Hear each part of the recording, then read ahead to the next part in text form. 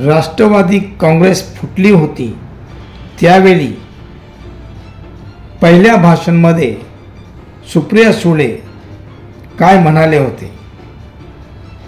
ते म्हणाले होते की बाप माझ्या एकटीचा नाही, माझ्यापेक्षा तुमचा जास्त आहे. बापाच्या आईच्या बाबतीत नाद करायचा नाही. अजून पुढे काय म्हणाले पाहूया. 15 वर्षापूर्वी दासू वैद्यांनी माझ्यासाठी एक कविता लिहिली होती. मी स्त्री भ्रूण हत्येच्या विरोधात लढत होते आणि दासू वैद्यांनी माझ्यासाठी लिहिलेली ही कविता श्रमलेल्या बापासाठी,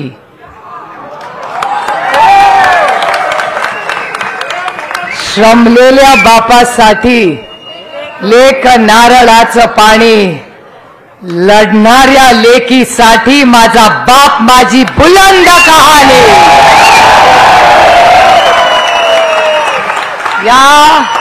हा बाप माझ्या एकटीचा नाहीये, माझ्यापेक्षा तुमचा जास्त आहे. तो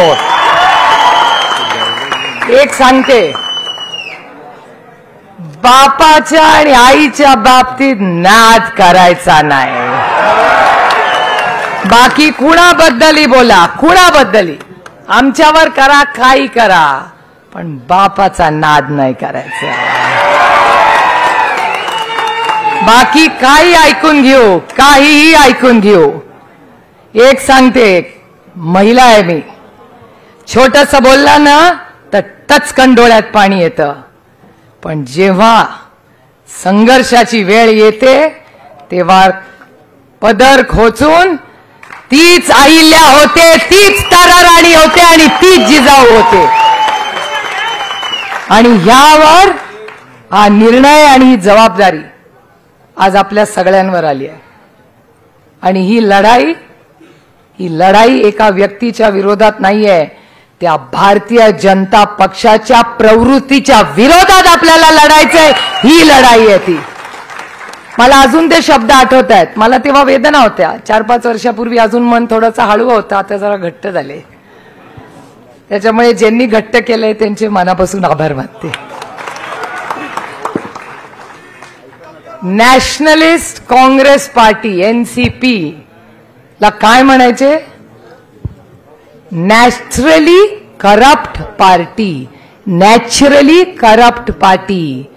ना खाऊंगा ना खाने दूंगा, लेकिन जब मुझे जरूरत पड़ेगी वही नेचुरली कॉर्पोरेट पार्टी का पूरा खा जाऊंगा.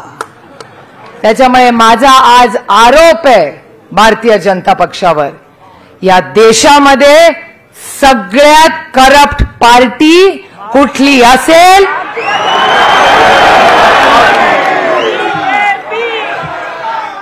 भारतीय जनता पक्ष या देशातला सगळ्या. आणि मी आरोप नाही केलेले, आरोप त्यांनी केलेत.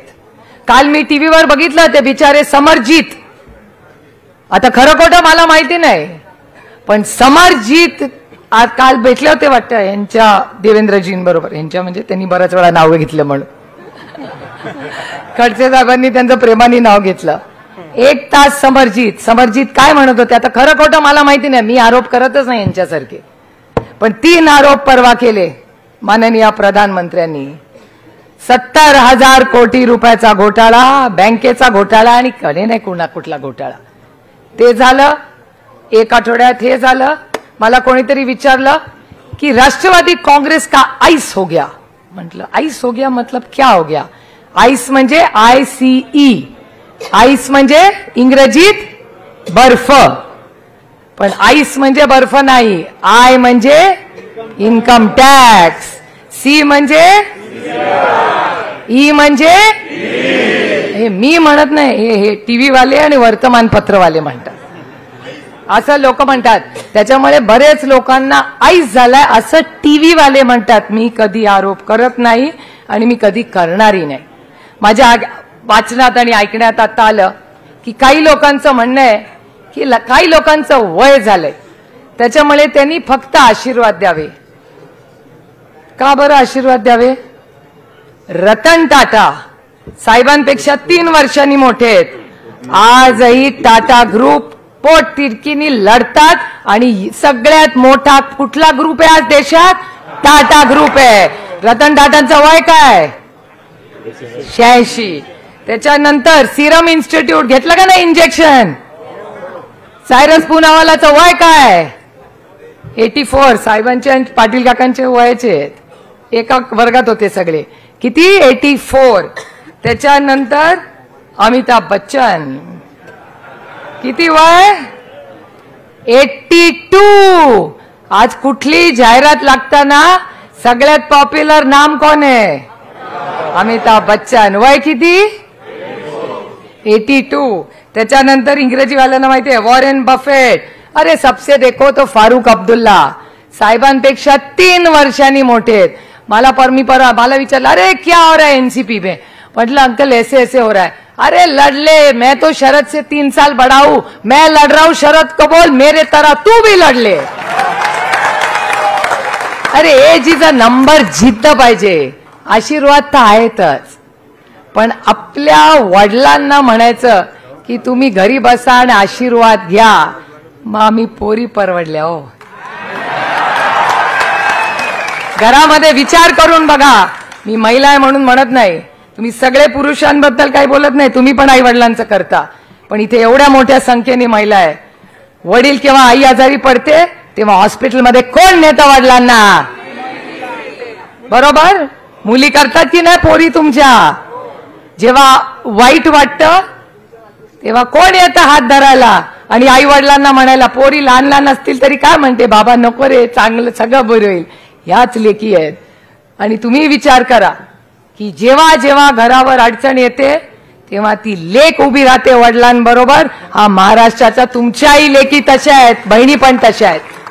त्याच्यामुळे या सगळ्या या परिस्थितीमध्ये काय हालून जायचं नाही. अरे पक्ष बांधू. आमदार आहेत, आनंद आहे. जे गेलेत त्यांना शुभेच्छा आहेत. कारण का 2019 मी विसरलेले नाही, ते विसरले असतील. कुणालाही वाटत असेल की ते कुणामुळे सर्वे मी पाहिलाय. 2019 मध्ये 11 सीट राष्ट्रवादीला दिल्या होत्या. हाच 80 वर्षाचा योद्धा लढला आणि या देशाचा जेव्हा जेव्हा इतिहास लिहिला जाईल तो फोटो हा देशाच्या प्रत्येक इतिहासात राजकारणात लिहिला जाईल, तो लिहिला जाईल. आणि परवाचा फोटो मलाही गंमत वाटली.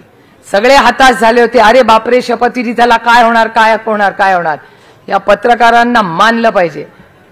पत्रकार परिषद झाली आणि एका पत्रकारांनी पुण्याला विचारलं की राष्ट्रवादीचा अक्षरशः चेहरा कोण? शरद पवार. आणि त्याच्यामुळे पण गंमत अशी आहे त्या बॅनरवर पण शरद पवारच आहे.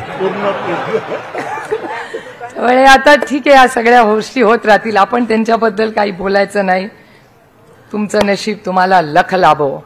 पण आज नंतर संपूर्ण महाराष्ट्रात या भारतीय जनता पक्षाच्या खोटारडेपणासाठी आजपासून लढायचं. आई म्हणतात ना, न खाऊंगा न खाने दूंगा, अब दिखाऊंगी कैसे तुमने खाया और के आज के बाद तुमको महाराष्ट्र में खाने नहीं दूंगी. हा माझा महाराष्ट्र आहे, आपला महाराष्ट्र आहे. आपल्याला पूर्ण ताकदीने आता याच्या विरोधात लढायचंय. आणि क्या पाया? भारतीय जनता पक्षाने काय दिलं? द्वेष पसरवला. तुमच्या आयुष्यात 9 वर्षात काय केलं? सिलेंडरचा भाव सांगा महिलांनो, काय सिलेंडरचा भाव? आणि 50 खोकेवाल्यांचं तर विसरूनच गेले. जे 50 खोक्यांना नावं देत होते. अरे अरे थांबा थांबा, कोण आहे? हरकत नाही हरकत नाही हरकत नाही, खाली घेऊन जा. एक मिनिट, पाणी द्या पाणी द्या. पाणी पाणी ठीक आहे ठीक आहे, बाहेर बसा. हा बाहेर जाऊ. पाणी द्या पाणी द्या पाणी द्या पाणी पाणी. काळजी करू नका, इज ओके. माझी एवढीच सगळ्या कार्यकर्त्यांना विनंती आहे, पूर्ण ताकदीने रस्त्यावर उतरा. भारतीय जनता पक्षाच्या विरोधात बोलत आलेलो आहे, अजूनही बोलत राहू. त्यांचा जो काय कार्यक्रम करायचा आहे दिल्लीत, तो मी, अमोल दादा आणि फैजल हा करू. आणि एक गोष्ट मी तुम्हाला अभिमानाने सांगते, आज इथे माननीय अनिल देशमुख आहेत आणि फैजल आहे, यांच्यासाठी आपण खरंच जोरदार टाळ्या वाजवल्या पाहिजेत. याचं कारण असं की मागच्या आठवड्यात फैजलकडे ईडीची रेड झाली आहे, म्हणून मी फैजलला फोन करून विचारलं, फैजल भाई क्या करोगे, मुझे पता है तेरे को दिक्कत है. ए ताई ऐसा नहीं बोलने का, तू मेरी बहन है और साहब मेरे फादर है, मैं मेरे फादर के साथ खड़ा रहा, ईडी वीडी से नहीं डरता मैं. आणि अनिल देशमुख परवा आले तेव्हा एका व्यक्तीने मला फोन करून सांगितलं, अनिल देशमुख का आले माहिती का तुमच्याकडे. म्हणलं का, नाही त्यांना मंत्रीपद दिलं नाही. म्हणलं अच्छा मंत्रीपद नाही दिलं, पण केसेस नाही आहे, केसेस त्यांनीच केलेले आहेत. मी देशमुख साहेबांना एवढं पण म्हणाले परवा, म्हटलं अहो देशमुख साहेब तुम्ही येताय, तुम्हाला अडचण होईल. तर म्हणले अजून काय अडचण होईल, जे करायचं ते केले, लढ लेंगे. म्हणजे मी सांगितलं काय डेअरिंग आहे, जर हे लोक असे लढू शकतात मग आपल्याला काय अडचण आहे लढायला. सत्ता येते जाते हो, सत्तेने सुख मिळत नाही असं तुम्हाला वाटत असेल ना तर हा भ्रम आहे. कारण का मी जेवढी जवळच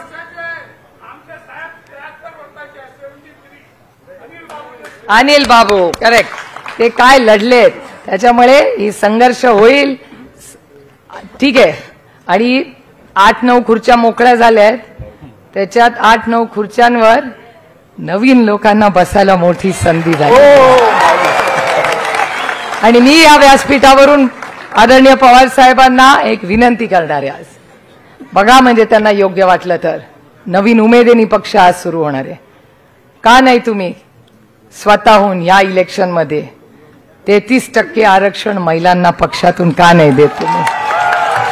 तर आम्ही 50% अजून मागत नाही, आणि आमच्यासारखे काही ओपन मधून पण लढतील, पण नवीन उमेदीने पक्षाला कामाला लागू.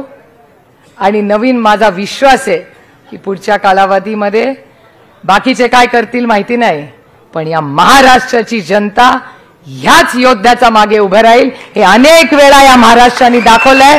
पुन्हा आपल्याला करायचंय, पूर्ण जिद्दीने लढू. आणि पुन्हा एकदा ओरिजिनल राष्ट्रवादी काँग्रेस पक्षाचा झेंडा हा ओरिजिनल कडेच राहील, सिंबल पण राहील. लोक काही म्हणत असतील ते चिंता करू नका.